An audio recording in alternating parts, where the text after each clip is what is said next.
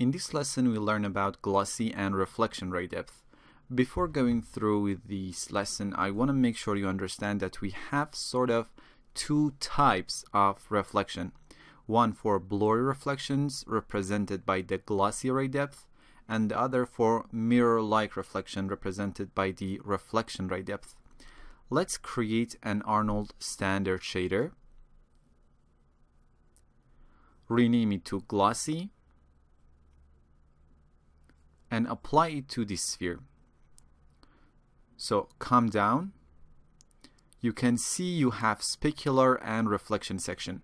Using specular section, you can create blurry reflections, and using the reflection section, you can only create mirror-like reflections, and these reflection won't reflect direct light sources. Also, you still can achieve mirror-like reflections using the specular section. So let me quickly show you how they work.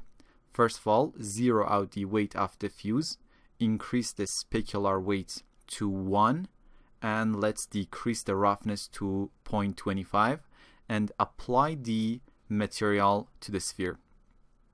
Let's also enable IPR here. Now, if I wanted it rougher and blurrier, I can increase the roughness here, and if I wanted a clear mirror-like reflection, I can zero out the roughness. Notice the reflection of the area lights and the HDR image in the sphere. Now let's create a second standard shader. Open it up and rename it to reflection and apply it to the second sphere here. Zero out the diffuse weight and increase the reflection weight to 1. As you can see, it doesn't reflect the light sources, only reflect other objects, and there is no way you can control how rough your reflections are. Now let's hide these two spheres and start discussing glossy ray depth. Under this glossy null, I have a simple objects. I have a few simple objects actually, not just only one.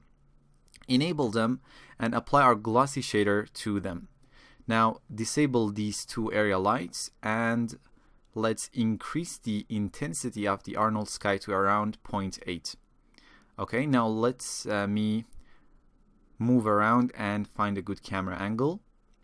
Now using glossy ray depth, you can define the maximum number of times a ray can be glossily reflected. Open up the render setting window and you can see the result in the IPR window. Now let's zero out our glossy ray depth and see what is gonna happen. As you can see, immediately we lose all of our secondary glossy reflections. Now let's increase our glossy ray depth to 1. Now as you can see, our objects have some secondary glossy reflections but still can't see each other correctly, and that is why you see these black areas in the reflections, because right now we only allow for one bounce of glossy rays. Let's increase glossy ray depth to 2 and see the result in the picture viewer. As you can see, the spheres look the right way in each other's reflection, but when they reflect each other again, you can notice this dark spheres. Obviously, 2 glossy ray depth is not enough for this scene. We can increase it to 3 and see what's gonna happen. Let's go ahead and increase these to 3. And right now, those dark spots are gone and the spheres reflect each other the right way. If we still saw some dark spheres, we can increase our glossy ray depth again. Now let's turn off these glossy objects and enable our reflection objects. Let's just move around so we can see them, and as you can see, we have 2 cubes and a sphere in between them. We're going to be using these 2 cubes as mirrors. Now let's apply our reflection shader onto them, and if I open the shader, you can see we only have reflection channel enabled. Now let's enable our IPR and see what we are gonna get. Let me go closer and find a nice angle. As you can see at the moment, we only can see 2 levels of reflections. If I decrease my reflection ray depth to 0 Now there is no reflection, and as I increase this value I get more and more reflections. So let's increase this value slowly, one by one. Now let me just move my camera so I can see the result a bit better. This cube is kinda in the way. Now let me apply an Arnold parameter tag and disable its primary visibility. There we go. So it's still there, but we can't see it. Now we can play around with the reflection ray depth and see the result. So as I increase my reflection depth, you can see we are seeing more and more spheres in the reflection. Now if I applied my glossy materials, the one that has specular channel enabled to these cubes, now let's decrease the roughness, open up the shader and decrease the roughness so we can see the reflection clearly.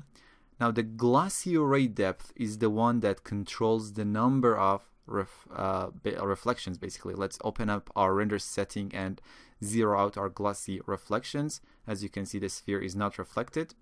Now let's increase our glossy ray depth and see the result. So as you can see, as I increase this value, we can see more and more reflection levels.